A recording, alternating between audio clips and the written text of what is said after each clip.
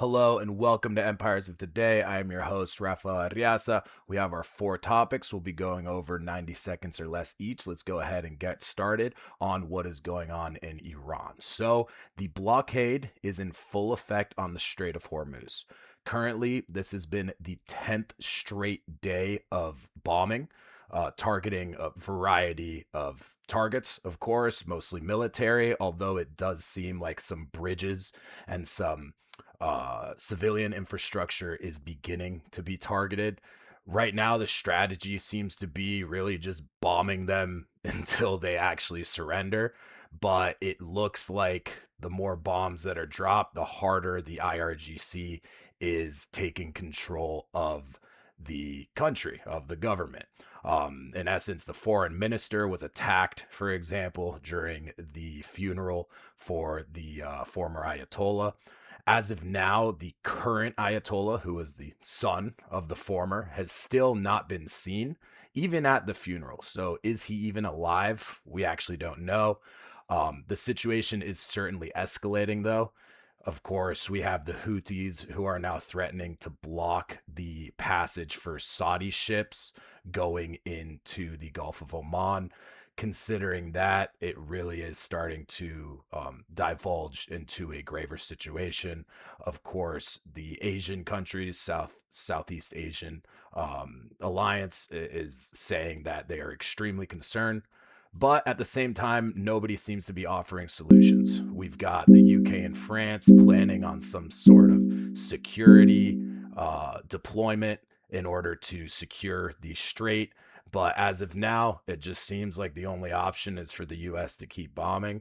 Not sure how much longer this is going to take, but of course, we just have to keep hoping, keep praying that things begin to resolve. In Venezuela, the aftermath has definitely faced quite a bit of turmoil. There is a confirmed 5,300 already confirmed dead from the earthquake. Of course, thankfully, at least the IMF and the World Bank are releasing $346 million to help repair. But of course, this is being controlled by the government. As of now, Delcy Rodriguez, her position in the government is essentially unconstitutional. Her mandate is over. And according to them, they are claiming that it'll only take 3 months in order to rebuild.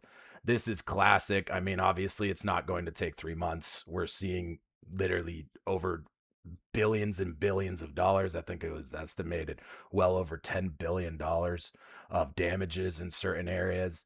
And the UN is claiming that the land actually needs to be fully surveyed in La Guaira.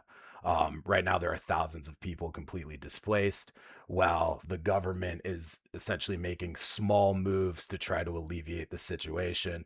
Of course, the political situation has gotten more strenuous. The opposition, Maria Corina Machado, does not seem to have the support of the US that was expected in order to potentially come in and take control of the government. As of now, the earthquake has just made things significantly more difficult. And really, here's to hoping that, things begin to resolve. Maybe some political change begins to occur in Venezuela. In other news, Andrew Tate and his brother were arrested in Miami under an extradition order by the UK government. Now, I want to make it very clear these two are completely deplorable human beings. What they are being charged with is extremely grave. We're talking about 49 charges against them, 41 of which are specific to Andrew Tate himself, and they cover a wide range of assault charges, child pornography, extreme pornography, and all sorts of other, just great things. I mean, these people are truly terrible. And I want to make it clear, I believe that they deserve every single day in prison that they get.